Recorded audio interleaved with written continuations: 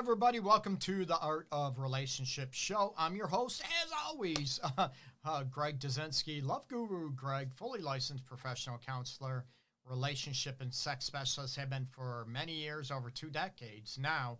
I started, I tell people when I was 5 years old, because I'm not that old, right? Yeah. But anyways, gonna have a fun show to you, talking about when you're not in the mood, how do you handle it, and are you afraid to tell your partner, you know what, I'm not feeling it, I'm not in the mood tonight, because you're afraid of what their response is going to be. So don't go anywhere. Gonna have a fun show right after this, so don't go anywhere in the Art of Relationship show.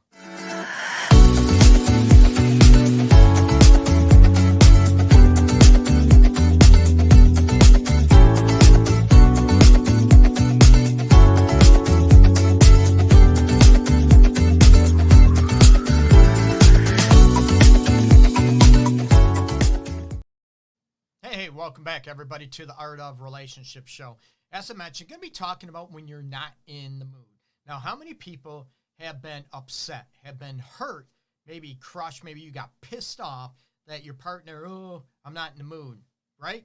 Let's be real. A lot of people do, but can we sort of have our adult brain, here we go, our emotional maturity kick in and say, oh, no big deal, not a problem, right? I get you. Okay, no big deal. Maybe we can just cuddle. Maybe we can, whatever, hold hands in bed or on the couch, kitchen countertop, wherever you want to make love, right? So, but a lot of people, right, if they get rejected, that's the biggest kick word, if you will, okay, about being rejected, being disappointed. That it turns into, right, when your partner says, I'm not really in the mood. The old adage, I got a headache, I'm not feeling well, I feel sick, that type of situation.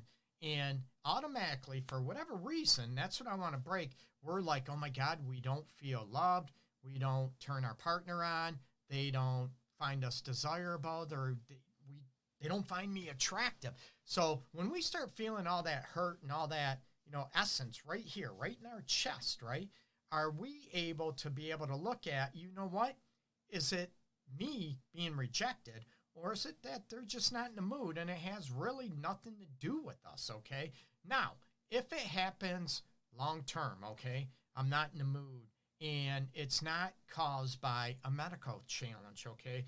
And let's be real, if it's a long-term situation, number one thing I want to be able to go after, and with couples in my office, is to look at, hey, what am I doing to cause you maybe not to desire me, that I don't turn you on? Ooh, that would hurt. How many people are able to look in the mirror and say, damn, you know what can I do that you do desire me, that I can turn you on? That type of situation, okay? Maybe it's me growing hair, and no, I'd look funny with hair at this point. But anyways, being able to look at, hey, what am I doing to cause you? Like I said, if it's a long-term situation, okay? If it's once in a while, that's normal, people. And always, right? Throughout history, right? Men have been able to maybe be ready for sex, right, when the wind blows, right? You mentioned sex and guys are like, right? Not always, right? There's a lot of men that are tired, stressed out, maybe not connected emotionally with their partner, and they're not on the same page, so they don't desire their partner. They separate. So when, men are supposed to be okay, be more at peace if their partner, if it's a female partner, to be able to say, she's not in the mood, I get it, and we're supposed to be okay, right? But if a woman has a male partner and he says he's not in the mood, tired, sick, whatever, she's like, oh my God, right? It goes right to that core essence that I mentioned at the beginning about not feeling desired. Maybe he's cheating on me, doesn't find me attractive, I don't turn him on, he doesn't love me anymore. And those roots of that pain, that hurt, that feeling rejected kick in. And that's what happens when, right, the anger starts coming up, maybe the criticism. How do you handle it if your partner is not in the mood? Do you sulk? Do you pout? Oh, man, here we go again. Or do you beg, oh, please, please, you know what, just a little bit. I know you're not in the mood, but you can just lay there. I'm like, what? No, if that works for you, I don't want anybody to beg for sex. I don't want anyone to beg for being in a relationship with anybody, okay? And this might sound very familiar to couples in my office if you're listening. And also, throughout each episode on the Art of Relationship show that I've done a lot, probably over 400, close to 500 episodes now over the years, excuse me. So the essence hits and you look at, what is going on? What is causing my partner not to be in the mood, right? And again, one time happens now and then ever so often, no big deal, right? It happens, right? It's part of life, and that goes for any gender, okay? So you can understand it, no big deal. Or do you automatically flip out because of your insecurities, because of the hurt, instead of, like I said, getting our adult brain going right here in the prefrontal cortex to be able to look at that, oh, it's not a big deal, just not in the mood. I still am loved. I still am desired. I still feel, appreciated, respected, those type of elements, okay? I know my partner desires me. It's just one of those, situations. So why am I getting upset? Why am I getting hurt? Why am I getting so maybe, right, angry, pissed off? And how many people start ripping and start criticizing their partner? Oh, yeah, I didn't want to have sex with you anyways, right? Or you start ripping on them. You start bashing them. You start berating. I didn't want your little penis in me anyways. I didn't want, da-da-da-da-da. And the men, oh, yeah, right. You know what? You're probably more attracted to your freaking your girlfriend than you are to me. And you rip each other apart. And that's what I want to stop, people. I want you to have an understanding and self-soothe a little bit. And it might not have anything to do with you. So be at ease. Be at peace with that. And what would it take for you to be more confident and more self-assured that, you know what? Hey, they're not in the mood. I'm still good. I'm cool, right? Now, like I said, if it's not in the mood and it continues over a long period of time, and again, that's subjective, right? What a long period of time is, right? It could be a couple weeks for some people. It could be a week for some people. It could be 6 months. It could be a year. It could be 4 years. And at that point, my situation, I'm going to ask, are you living the life that you want to live in a relationship, okay? And the biggest difference between, for most people, again, I'm not living anyone else's life but mine, but for most people, the difference of a romantic relationship is physical touch, the intimacy, right? The sex, the chemistry, that type of element. So if that is gone or missing in your relationship, it causes a lot of problem for a lot of people, a lot of individuals, and a lot of couples. Again, excuse me, if you're okay with that, and that's not important to you, it's not a judgment. No one should judge you, okay? It's your life. Now, going after, for those people that it does matter, and you find your partner is not interested in having sex, I'm all about looking at what causes that, okay? What am I doing to cause you not to be into me, right? Are you feeling, let's look at the emotional disconnect. Is that taking place? Do you feel that I'm cherishing you? Do you feel appreciated? Do you feel like I'm paying attention to you? That I'm, listening to what you have to say, that I care about you? Or is it all about me and all of a sudden, you know what, oh, when I want to have sex, you better be ready. But my partner, she might not be in the mood. She might not be feeling connected. And this goes again for men and women. There's a huge myth out there, for real, that, right, men are not emotional creatures when it comes to sex. They just want to get a nut. They just want to get rid of, get their semen out of them, right? Blow a nut. And it's just physical. A lot of men, me included, it's emotional. We love feeling connected. We want to feel desired. So that's why it hurts so much for both men and women when our partner is not attracted to us, or we think that, right? We feel that. But it's coming out, the situation that, maybe something else is going on. Maybe it's the emotional connection. So if it happens again over a long-term situation, investigate. Hey, what's going on? What's happening?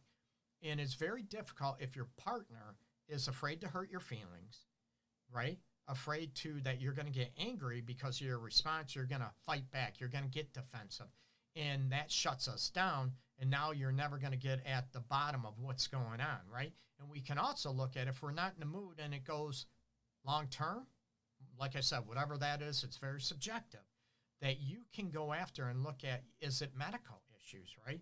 We can talk about hormone aspects. We can talk about, testosterone, estrogen levels for ladies. We can talk about thyroid issues can mess up with a lot of people, right?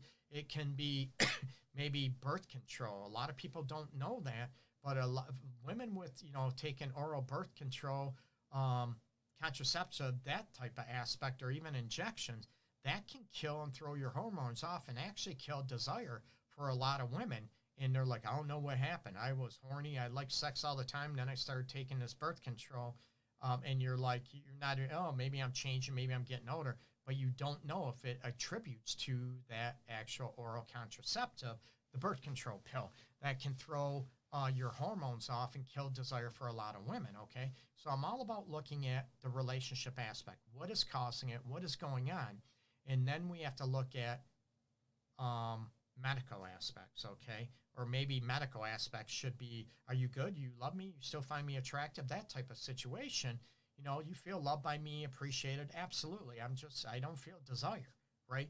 When you feel desire for other people outside the relationship, then that tells me it's not a medical issue. That tells me it is a relationship issue that is going on, and that's creating an aspect, right? It's one of those situations where, trying to, arousal and desire, right? If one person is able to masturbate and no issues and have an orgasm and self-pleasing, that's never an issue, but they have an issue with their partner, then that's a relationship issue. Let's be real. Or maybe over technique or overthinking. But that tells me it's not a medical issue because everything works, right? So I want to be able to go after the relationship aspect maybe first, a little bit. At the same time, if that's intact, unless someone's lying or not being honest, then I want to look at, the medical aspects that you can be, we can get into premenopausal, full-blown menopausal, postmenopausal. Some guys might have heart conditions, blood pressure issues that they're just not feeling it. And medications can be a huge culprit of killing desire as well in men. So we look at those elements and looking at what is going on with you. So how do you handle when your partner is not in the mood? Backing up, going after the topic of the show, right? Looking at self-soothe, just slow that exhale a little bit. That's all you have to do is slow that exhale. And to be able to look at, I want to feel desired. I want to feel, is it me or my partner's just not in the mood and it's okay? Why am I yelling? Why am I screaming? Why am I getting angry? Or why am I pouting, sulking, crying if my partner is not in the mood, right? Now, it hurts. It can be devastating. Now, if it goes on long term, I get it. It hurts big time. We want to feel desired. We want to feel that we satisfy and have, our sex life is fulfilling and our partner craves us, right? Most people want that. So it hurts. But I want you to be able to look at, man, it hurts. But now turn on the logical brain and address the pain, address the hurt and all that stuff. And now we can use, like I said before, our adult brain, our prefrontal cortex aspects to get rid of our fight or flight or freeze mechanism, right? That we want to protect ourselves. So we need to put that at rest and go after, hey, you okay? I get you. No big deal, right? And, sex comes back or whatever, whatever your norm or regular is, no big deal, right? So you're okay. Again, if it happens over a long period of time, then we have to do more investigative work, or you realize that maybe you're not compatible in that relationship without walking away, right? I don't want people to just automatically, walk away. I want people to investigate. I want people to explore. I want people to be able to learn from each other and look at, hey, what's going on?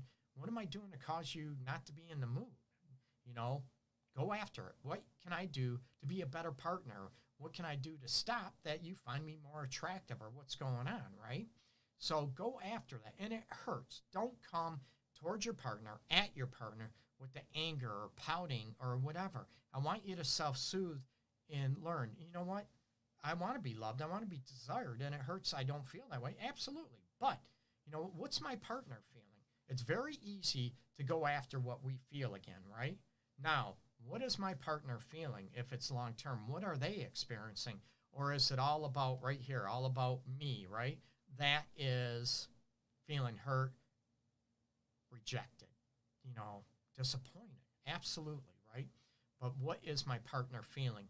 And when you come to each other, especially when your partner is not in the mood once in a while, you're not, that's okay.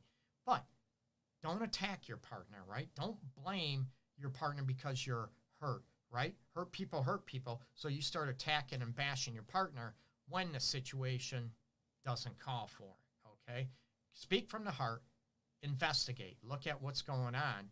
Now, you might not have to. If it's a one-time thing, once in a while thing, you might not have to. No big deal, okay? We all get tired. We all get exhausted. We might get stressed from time to time. So look at what is happening and explore. Don't explode, okay? Check out my website, theartofrelationships.org. You can check the show, The Art of Relationships show, every Wednesday, 12 noon Eastern Time. And I am going to be starting to get classes starting up real quick, The Art of Relationships show classes. And here's a flyer real quick. There we go. I'm getting ready. I'm organizing them, getting them finalized, and I'll get dates and times and all that coming up real soon, okay? So look out for that. You can follow me all over the place, social media, LoveGuruGreg, and every podcast audio platform out there. Just check out the Art of Relationships show on YouTube, Facebook. It's LoveGuruGreg. So peace and love to everybody out there. Everybody take care, okay? Bye-bye. Peace.